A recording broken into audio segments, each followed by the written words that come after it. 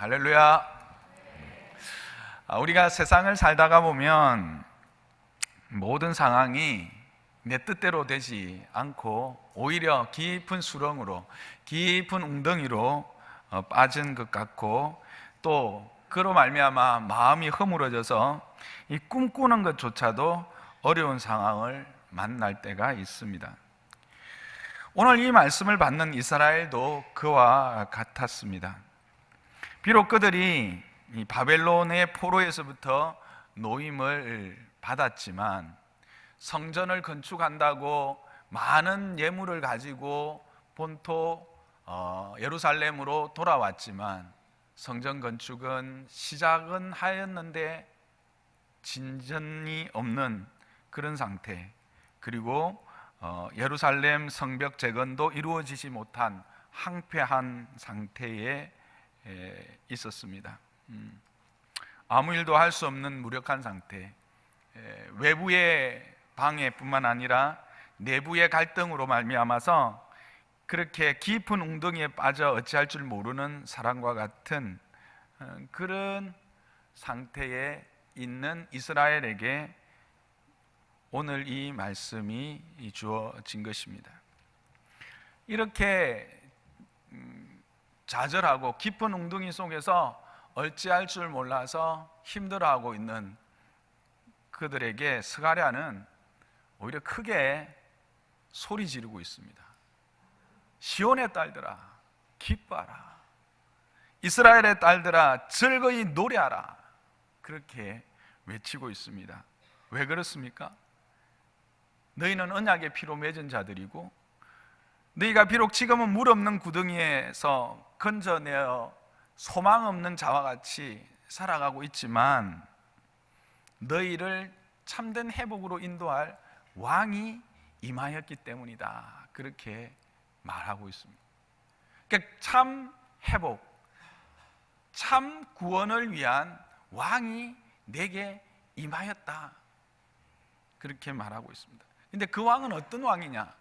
그 왕은 공의로운 왕이요, 구원하시는 왕이요, 거기에 겸손하기까지 하신 왕이다, 그렇게 말하고 있습니다. 우리는 여기서 그러면 겸손하는 왕, 공의로운 왕, 구원하는 왕은 어떤 왕일까?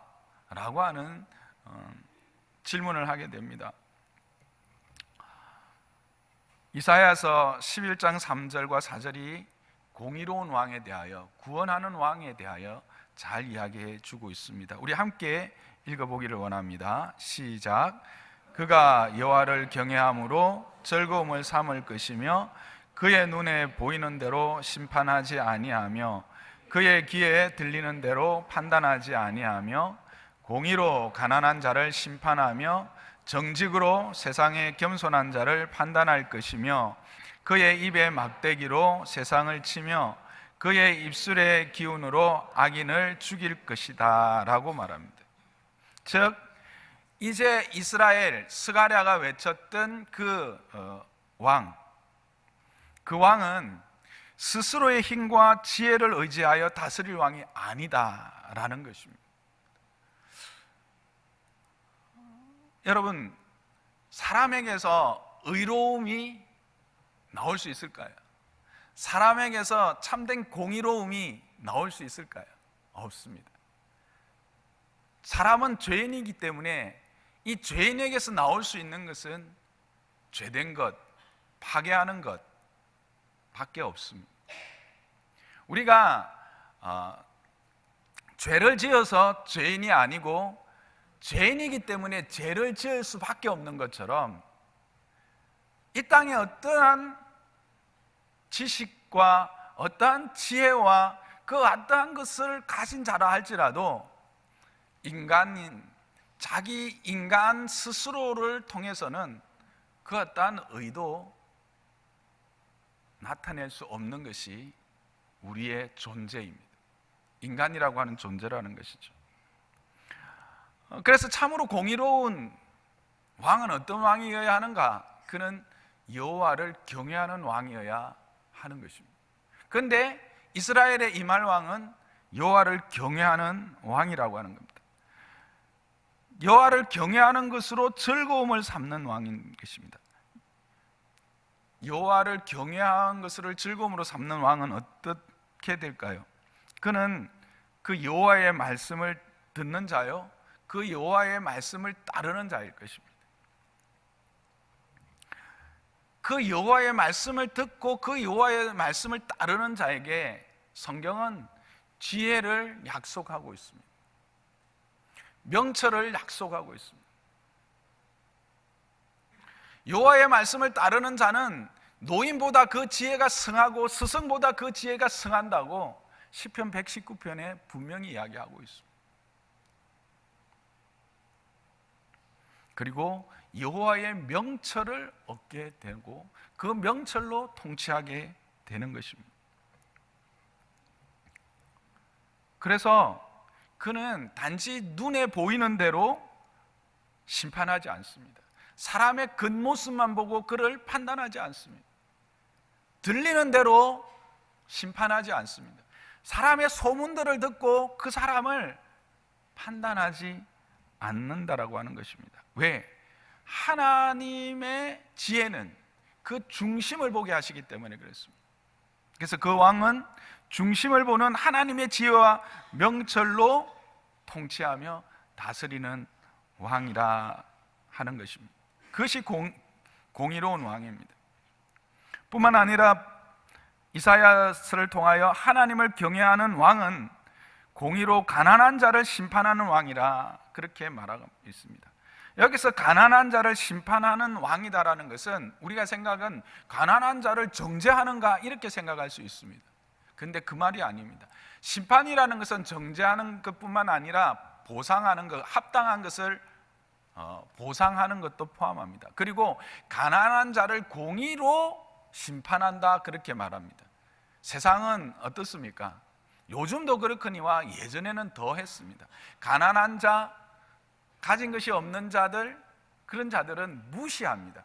공의가 없습니다. 그저 심판도 안 하고 그냥 보이는 것, 들리는 것으로 함부로 판단하여 정죄해 버립니다. 근데 이 왕은 그 사람이 비록 가난한다 할지라도 그의 가치를 안다는 것입니다. 왜?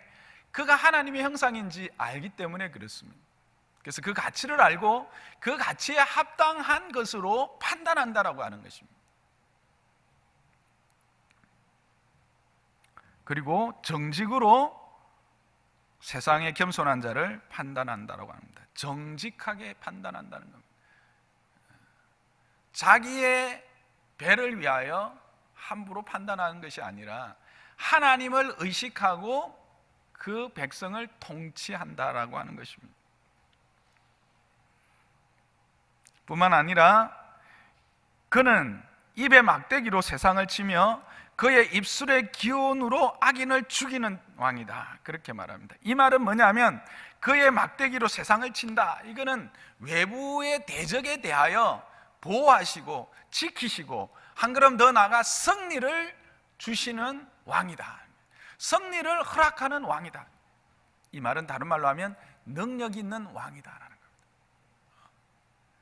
성경이 말하는 공의로운 왕은 그저 사람 좋은 왕이 아닙니다. 이 왕은 능력이 있습니다. 지혜가 있고 명철이 있어서 참으로 그 통찰력으로 그 백성을 통치할 뿐만 아니라 능력까지 있어서 대적으로부터 그 백성을 보호하시는 왕, 그가 바로 공의로운 왕이라는 것입니다. 뿐만 아니라 우리가 아는 것처럼 대적은 외부에만 있는 것이 아닙니다. 대적은 내 안에 있습니다. 내 안에 있을 때도 있습니다. 우리 무리 안에 있을 때도 있습니다. 이스라엘이라고 하는 그 공동체 안에도 우리가 아는 것처럼 대적들이 있었습니다. 악한 자들, 여기서 말하는 악한 악인을 죽인다라고 할 때 이것은 내부적인 대적들을 의미하는 것입니다. 우리 자신이 가장 잘 알고 있지 않습니까? 여러분, 우리가 하나님의 은혜 안에서 살아가려고 할 때 우리가 그렇게 하나님의 지혜와 하나님의 뜻을 따라 살아가는 데 방해를 하는 것이 외부적인 도전에서 의해서 무너질 때가 많습니까? 내 내부적인 도전을 이기지 못해서 무너질 때가 많습니까? 이 왕은 우리의 그런 내적인 도전들에 대하여서도 그런 모든 기운을 이기게 하시는, 소멸하는, 죽인다라는 말은 소멸한다는 겁니다. 없애버린다는 겁니다. 그래서 우리를 외부에 대해서나 내부에 대해서나 모든 악한 도모들에 대하여 지키시고 보호하시고 승리를 주시는 능력 있는 왕, 그가 바로 공의로운 왕이다라고 하는 것입니다. 여러분, 이런 왕의 다스림을 받는다면 그 백성들이 두려움이 있겠습니까? 그 백성들이 근심이 있겠습니까? 오히려 그 백성들은 그 다스림 안에서 안전하고 평안함과 기쁨을 누리며 살아갈 것입니다. 그래서 지금 스가랴는 크게 외치고 있는 겁니다. 스가랴는 이 의미를 이사야를 통하여 미리 말씀하신 바 그 공의로우신 왕은 이런 왕이시다. 하나님을 경외함으로 그의 지혜와 그의 명철과 그의 통찰력으로 그 백성들을 긍휼히 여기고 그 백성들의 필요를 채워주며 그 백성 한 사람 한 사람, 그가 비록 가난한 자라 할지라도, 세상이 보기에는 무가치해 보이는 자라 할지라도 그들을 판단하고 그들에 대하여 보상할 때에 보이는 대로 보상하지 않고 들리는 대로 보상하지 않고 판단하지 않고 그 중심을 보면서 판단하고 보상하는 왕이 이제 오기 때문에 이 스가랴는 지금 외치고 있는 겁니다. 시온의 딸들아 기뻐하라, 시온의 딸들아 즐거워하라, 춤춰라 라고 하는 것입니다. 근데 여러분, 이 왕이 누구일까요? 겸손하여서 노새가 아니라 나귀의 새끼를 타고 오는 이 왕, 스가랴가 외쳤던 이 왕은 누구일까요? 누가복음 19장 35절에서 37절을 함께 보기를 원합니다. 시작. 그것을 예수께로 끌고 와서 자기들의 겉옷을 나귀 새끼 위에 걸쳐놓고 예수를 태우니 가실 때에 그들이 자기의 겉옷을 길에 펴더라. 이미 감난산 내리막길에 가까이 오심에 제자의 온 무리가 자기들이 본 바 모든 능한 일로 인하여 기뻐하며 큰 소리로 하나님을 찬양하여. 자, 여기 보니까 예수께로 끌고 왔어요. 뭘 끌고 왔죠? 나귀를 끌고 온 것입니다. 그리고 그 나귀 위에 그 제자들이 자신의 겉옷을 걸쳐놓고 예수님을 그곳에 태워왔어요. 그리고 예수님을 이제 감람산에서 예루살렘으로 함께 인도하고 있는 것입니다. 이 공의로운 왕 스가랴가 보았던, 스가랴가 꿈꿨던, 스가랴가 기뻐 외칠 수밖에 없었던 왕이 누구입니까? 그렇습니다. 예수 그리스도입니다. 우리가 이 성탄을 기뻐하고 이 성탄을 즐거워할 이유는 바로 우리가 알고 있는 그 예수 그리스도가 그와 같은 공의로운 왕이시오, 구원하실 능력 있는 왕이시오, 뿐만 아니라 겸손하여서 우리를 섬기는 왕으로 오셨기 때문에 이 날이 기쁜 날인 것입니다. 이 날이 우리가 춤춰야 하는 날인 것입니다.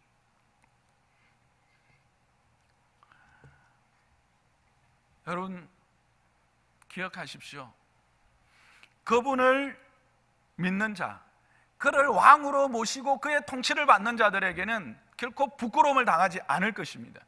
그 왕은 결코 우리를 대적의 손에 넘겨주지 않을 것입니다. 그 왕은 결코 우리를 악한 곳에서 그냥 버려두지 않을 것입니다. 그 왕은 우리를 결코 깊은 웅덩이 속에 그냥 내버려 두지 않을 것입니다. 그 왕은 능력이 있어서 우리를 그 모든 대적으로부터 지키실 것입니다.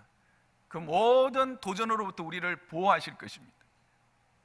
그 모든 허무함으로부터 우리를 일으켜 세우실 것입니다.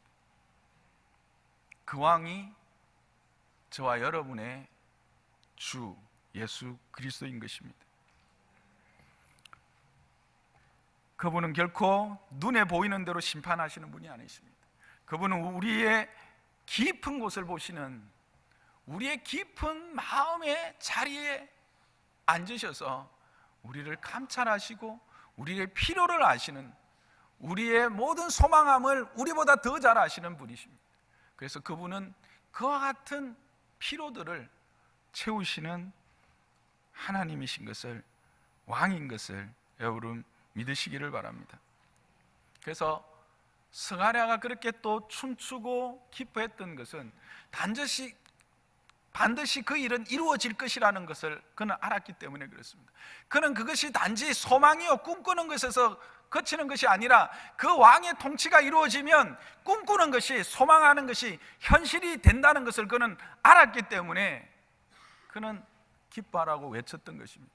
여러분, 실제적으로 이 나귀를 타고 온다라고 하는 사실은 창세기 49장에 보면 야곱이 유다에 대하여 축복할 때에 유다의 규가 있을 것이다 라고 말합니다. 그것은 바로 유다를 통해서 하나님이 메시아를 보낼 것이라는 말씀이고, 그때에 나귀가 포도나무와 함께 있고 포도나무에 매여 있을 것이다 라고 말합니다. 결국 스가랴는 창세기에 야곱을 통하여 유다의 족속 가운데 메시아가 올 것이라는 사실을 다시 자기에게 보여주시는 것을 보면서, 이것은 하나님의 그저 지나가는 어떤 한 사람의 그냥 그 자손을 향한 그냥 축복에 그치는 것이 아니라 하나님의 약속이고, 그 약속은 지금 자신에게 보여줬고 이 약속은 반드시 성취될 것이라는 것을 보았기 때문에, 소망이 소망으로 끝나는 것이 아니라 소망이 현실이 될 것을 그는 알았기 때문에 이스라엘을 향하여, 시온을 향하여 예수 그리스도께서 오시기 500년 전에 그렇게 크게 외치라, 즐거워하라고 소리칠 수 있었던 것입니다. 여러분, 그렇습니다. 예수 그리스도를 믿는다는 것, 예수 그리스도의 통치를 받는다는 것은 단지 꿈꾸는 것에서 그치는 것이 아니라 그 꿈꾸는 것이 현실이 되는 것을 여러분 믿으시기 바랍니다. 그 은혜를 가장 확실하게 누렸던 사람이 수가성의 여인입니다. 사마리아의 한 여인을 여러분 알고 있지 않습니까? 요한복음 4장에 나오는 그 수가성의 여인, 그 여인은 지금 5번째 남자와 살고 있었습니다. 그런데 예수님이 네게 남편이 있느냐 했을 때 남편이 없다고 했습니다. 그 말은 뭘까요? 내가 5명이라고 하는 남자를 만나서 그 남자를 통해서 내 이런 공허함, 채울 수 없는 뭔가를 채우려고 했지만 아직도 남편으로서 나의 삶을 만족시키고 내 삶을 책임질 수 있는 사람을 나는 만나지 못했습니다라는 고백입니다. 남편이 없다라는 말은 그런 말입니다. 그런 공허함 속에 있었지만, 그러나 그도 역시도 그것이 부끄러움인 줄 알아서 사람들 앞에 나올 수 없어서 운무를 가야 되는데 사람들이 많은 선선한 시간에는 못 가고 그 땡볕에 정오의 시간에 그 운무를 찾아갑니다. 그 공허함을 안고 그 우물에 찾아갔을 때 거기에 누가 있었습니까? 거기에 예수님이 계셨습니다. 예수님이 만나러 오신 것입니다. 그 본문을 보면 예수님이 내가 사마리아로 가야만 하리라고 말씀하십니다. 그 한 여인을 위해서 사마리아로 들어오신 것입니다. 그리고 그 여인이 그 여인이 그곳에서 예수님을 만났습니다. 그리고 그 예수님의 통치 가운데 들어가자 그는 어떻게 변하게 됩니까? 세상을 피하고 세상을 회피하고 숨었던 그녀가 이제는 세상을 향해서 뛰어나가는 자가 되었습니다. 세상을 향해서 자기의 그 어떤 부끄러움도 다 용납하시고 다 아시고 오히려 채우시고 그것까지도 다 선한 것으로 만드시는 그분 앞에서 그는 춤추면서 외치면서 세상을 향해서 뛰어나갔던 모습을 우리는 알고 있지 않겠습니까? 알고 있지 않습니까? 내가 왕을 만났다. 내가 메시아를 만났다. 그는 그렇게 소리쳤던 것입니다. 저는 이곳에 있는 저와 여러분 모두가 이 기쁨을 누리시기를 주님의 여러분을 축복합니다. 성탄의 가장 큰 선물은 뭘까요? 그분 자신입니다. 성탄의 선물에 이 성탄의 날에 가장 큰 선물은 다른 어떤 것도 아닌 예수님 자신인 것입니다. 예수님 자신이 우리를 만나러 이 땅에 오셨고 그분을 통해서 우리에게 참된 회복을 주신 것, 그게 선물이고 그게 가장 큰 기쁨의 이유가 되는 것입니다. 저는 여기 계신 분들 중에 한 분도 저 사람의 예수가 아닌 나의 예수를, 저 집사님의 예수님이 아닌 나의 예수님인 것을, 그렇게 예수님을 만나시기를 주님의 이름으로 축복합니다. 제가 이런 말씀을 드리는 것은 요즘 제가 참 좀 당황스러운 일들을 경험하고 있기 때문에 그렇습니다. 물론 이것이 처음은 아닙니다. 어르신들은 나이 드신 분들은 잘 모르시겠지만 최근에 어떤 한 유명한 그 아이돌 가수 샤이니의 정현이라고 하는 그 아이돌 가수가 젊은 나이에 스스로 세상을 등졌습니다. 근데 저의 이 당황스러움은 그가 젊은 나이에 이 세상을 스스로 등졌다라는 것, 그 사실도 안타깝지만 그의 영정 곁에 서 있었던 그 십자가가 그려진 명패 때문에 그랬습니다.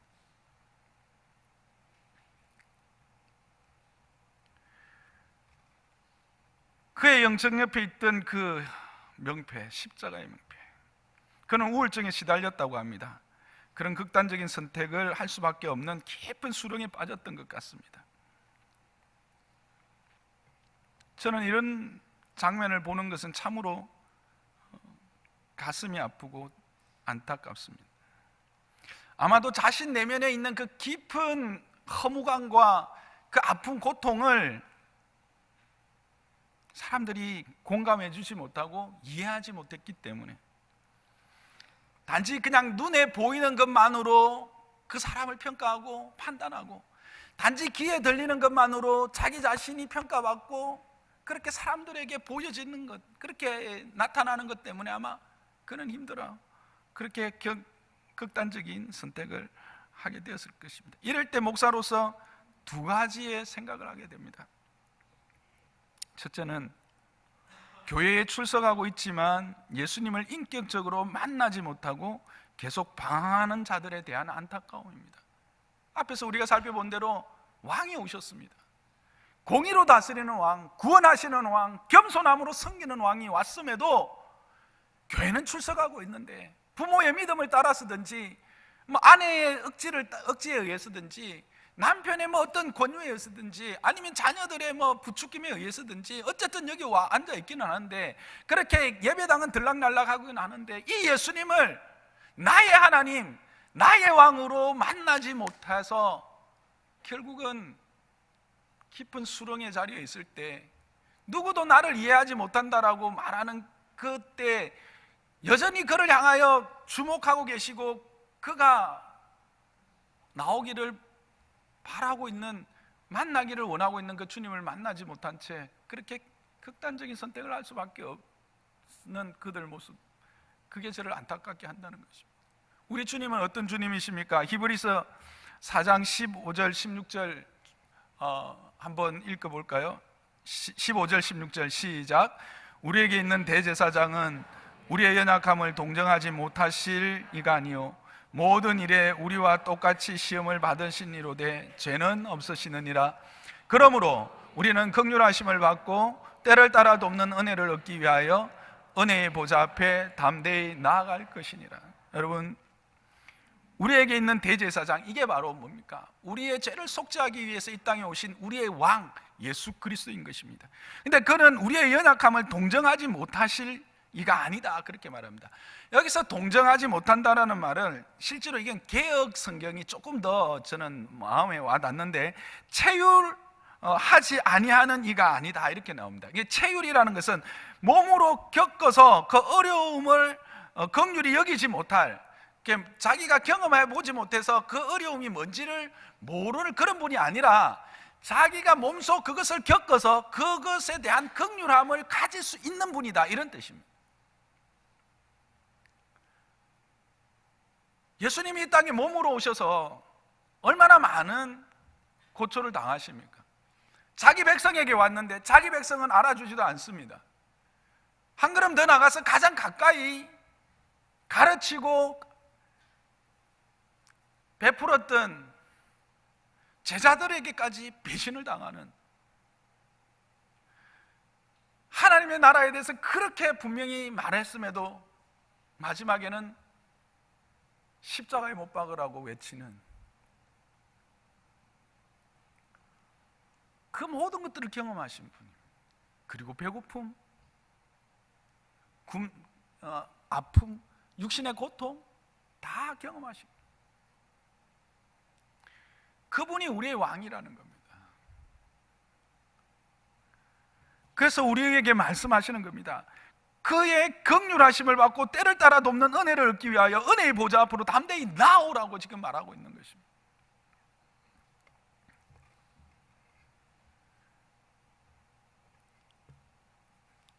여러분, 예수 믿어도 우울증 걸릴 수 있습니다. 예수 믿어도요, 조현병 걸릴 수 있습니다. 예수 믿어도 암 걸릴 수 있습니다. 예수 믿어도 사고 나서 죽습니다.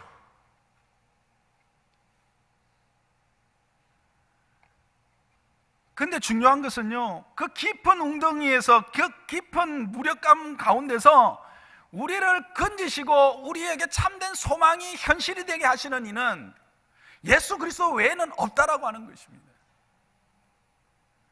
그래서 그런 사람들을 보게 되면 마음이 찢어지는 겁니다. 그냥 다른 사람의 예수를 말하는 게 아닙니다. 여러분의 예수가 어떤 분이십니까? 여러분에게 예수는 어떤 분이신가 하는 겁니다. 나는 이거 자리에 있는 어떤 분도, 모든 분들이 다 여러분의 예수님을 만나기를 주님의 이름 축복합니다. 여러분의 삶의 깊은 곳에서 함께 고민하고 함께 웃어주고 여러분의 눈물을 닦아주는 예수님이 여러분과 함께 있기를 원합니다. 여러분 안에 있기를 원하는 것입니다. 마음을 여십시오. 영접하는 자, 곧 그 이름을 믿는 자들에게는 하나님의 자녀가 되는 권세를 주신다고 말씀하셨습니다.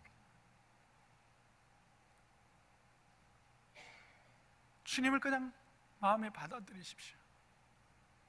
당신은 나의 하나님이십니다. 나의 아버지십니다.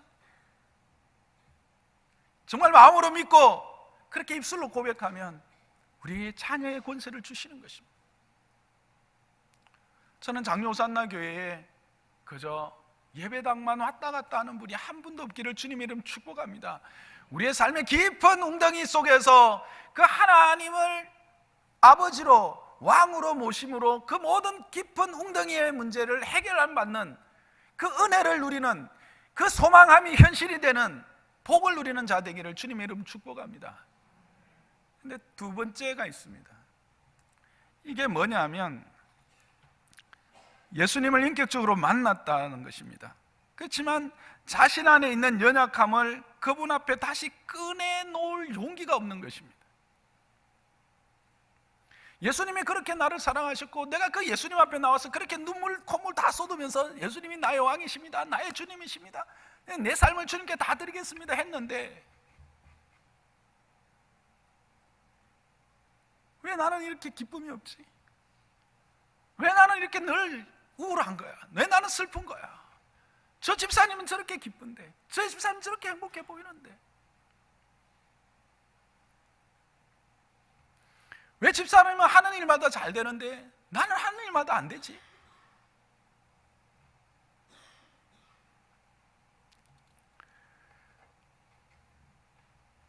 그런 순간에 그 연약함마저도 하나님 앞에 내어놓지 못하고 여기가 끝인가 보다, 여기가 끝인가 보다, 더 이상 길이 없구나 라고 생각하는 것이 더 안타까운 것입니다. 여러분, 우리의 신앙함이라고 하는 것, 그 신앙함은 홍해를 건넜다고 끝나는 것이 아닙니다. 홍해를 건너고 요단강을 건너야 하는 것입니다. 요단강을 건널 때 거기에 가나안이 있습니다. 무슨 말인지 이해하기 힘드시죠? 홍해는 무엇입니까? 우리의 믿음의 첫 자리입니다. 홍해는 구원의 길입니다. 하나님의 기적으로 길이 만들어져 있고 그 만들어진 길 위를 건너가는 것입니다. 이것이 은혜의 첫 자리입니다. 우리가 예수 그리스도를 믿고 구원을 얻을 때 우리가 행하는 거 하나도 없습니다. 하나님께서 모든 것을 구원으로 행하셨습니다. 그래서 그 홍해를 갈라서 길을 만들어 내놓으시듯이 우리를 그렇게 구원하신 것입니다. 그러나 요단강은요, 가나안을 앞둔 요단강은요, 여전히 언덕을 철철 넘치는 큰 물살로 지금 흐르고 있는 요단강이 있다라는 것입니다. 근데 그 요단강은 우리 앞에 길을 내어놓지 않았어요. 오히려 우리가 발을 담그고 우리의 몸을 던졌을 때 그때 길이 열린다는 게 하나님의 약속이에요. 거기까지 우리는 가야 되는 거예요.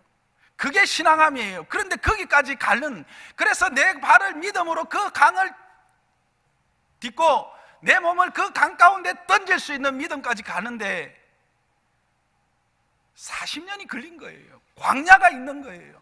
우리는 이것을 생각하지 못해요. 그 광야는요, 수없이 많은 실패가 있었고요, 그 광야에는 수없이 많은 좌절이 있었어요. 그 좌절과 그 실패가 하나님에 대한 무지가 다시 하나님에 대한 은혜로 확신되어지고 체득되어지고 쌓이고 쌓여서 결국은 그 요단강 앞에 섰고 그 요단강 앞에 발을 내디딜 수 있게 되어지는 것입니다. 우리는 이걸 모르고 그저 내 인생의 홍해는 일단 건넜는데 왜 자꾸 요단강만 자꾸 오느냐는 거예요. 그래서 그 요단강이 다인 것 같이 보여요.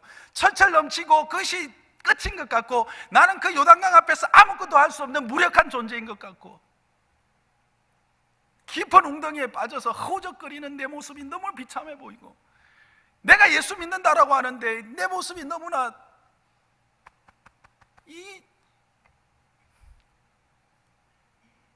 네, 여러분,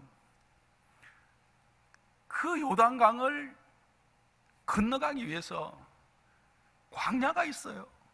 그것도 40년이에요. 여러분이 지금 요단강이라고 생각하는 그 요단강이 요단강이 아닐 수 있어요. 무슨 말인지 이해가 되시죠?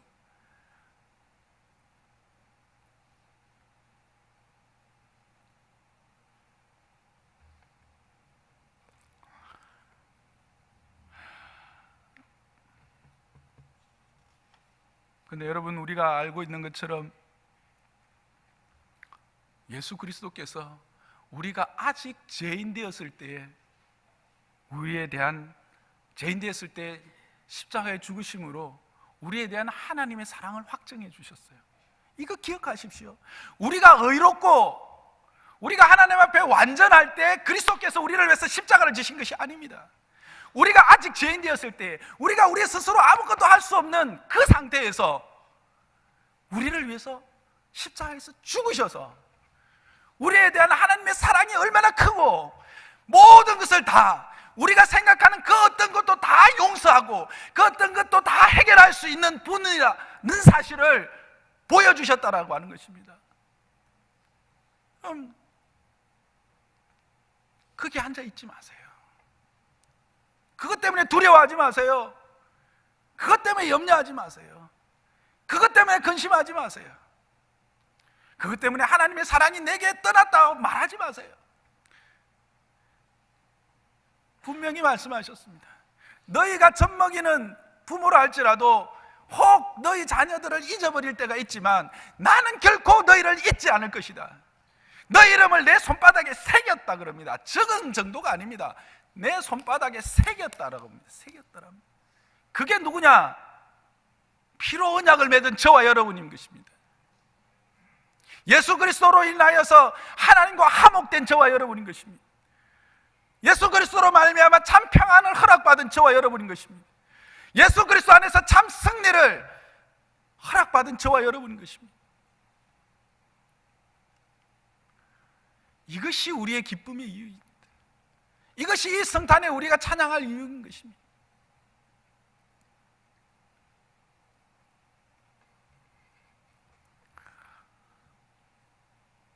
여러분, 주님은 공의의 왕으로 오셨습니다.